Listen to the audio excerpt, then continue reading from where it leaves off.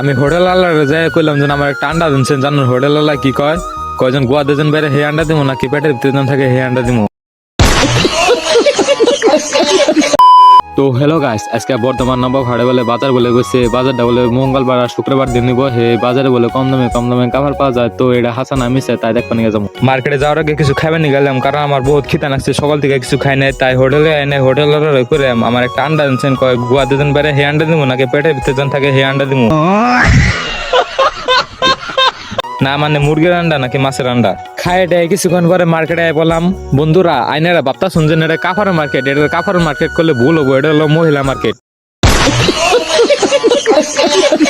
পরে একটা দোকানে যায় কাকুরে হোস করলাম, কাকু আইনে কি ব্যস্ত আছেন? কাকু কয় 300 টাকা দিয়ে 80 বছরের সেকেন্ড হ্যান্ড বউ ব্যস্ত আছে, তুমি কি কিনবে? তুমি যদি কিনো তাহলে তোমার জন্য 50% অফ দিমু, 150 টাকা দিও। আজকের জন্য এ পর্যন্ত গাইস, যদি আমার ব্লগটা প্রথমবার দেখে থাকো একটা ফলো আর একটা শেয়ার করে যাও।